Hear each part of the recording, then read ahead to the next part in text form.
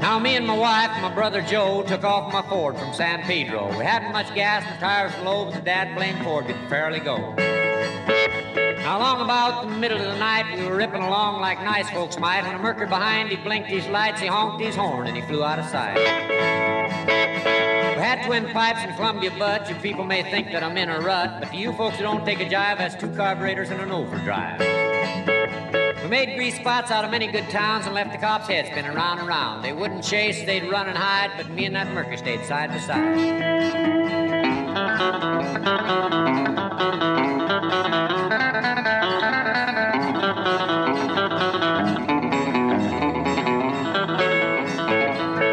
Now we were Ford men and we likely knew that we would race until something blew. My foot feed was down like we're stuck with glue. Through many the town we flew and flew. I looked down at my lovely bride, her face was blue, I thought she'd died. Left streaks through town about 40 feet wide, but me and that merker stayed side by side.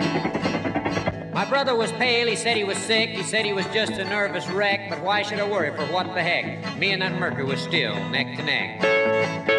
Now on through the desert we did glide, flying low and a flying wide, and me and that merker was taking a ride, and we stayed exactly side by side.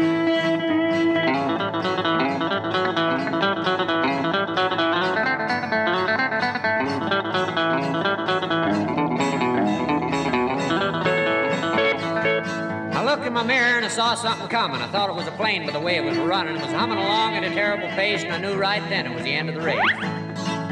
When it flew by us, I turned the other way. The guy in the merker had nothing to say. For there's nothing but a kid he was wanting to play. He was driving a hopped-up Model A.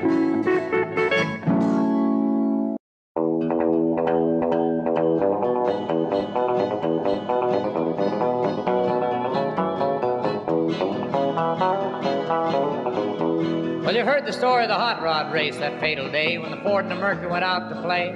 Well, this is the inside story, and I'm here to say I was a kid that was driving that Model A. It's got a Lincoln motor and it's really souped up, but that Model A body makes it look like a pup. It's got 12 cylinders and uses them all with an overdrive that just won't stall. It's got a 4-barrel carb and dual exhaust, 4 11 gears, so you can really get lost. It's got safety tubes, and I'm not scared. The brakes are good and the tires are fair. We left San Pedro late one night, the moon and the stars was shining bright. Everything went fine up the Grapevine Hill. We was passing cars like they was standing still.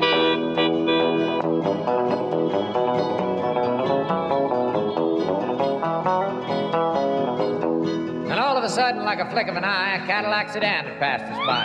A remark was made, there's a car for me, but by then the taillights are all you could see. Well, the fellas ripped me for being behind, so I started to make that Lincoln unwind. I took my foot off the gas, and man alive, I shoved it down into overdrive. Well, I wound it up to 110 and twisted the speedometer cable off the end. I had my foot feet clear to the floor, said that's all there is, and there ain't no more. I went around a corner and I passed a truck. I whispered a prayer, just for luck. The fenders were clicking, the guardrail post, the guys beside me were white as ghosts. I guess they thought I'd lost my sense. The telephone poles looked like a picket fence. They said, slow down, I see spots. The lines in the road just looked like dots.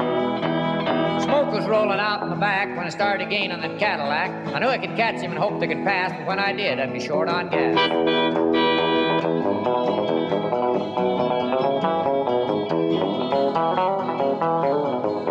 We went around a corner with the tires on the sides. You could feel the tension. Man, what a ride. I said, hold on, I got a license to fly, and a Cadillac pulled over. Let me go by. And all of a sudden, the rod started knocking, went down in a dip and started rocking. I look at my mirror, and the red light was blinking. Cops was after my hot rod Lincoln.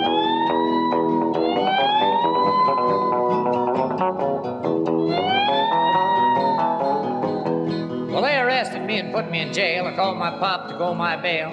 He said, son, you're going to drive into drinking. You don't quit driving that hot rod Lincoln.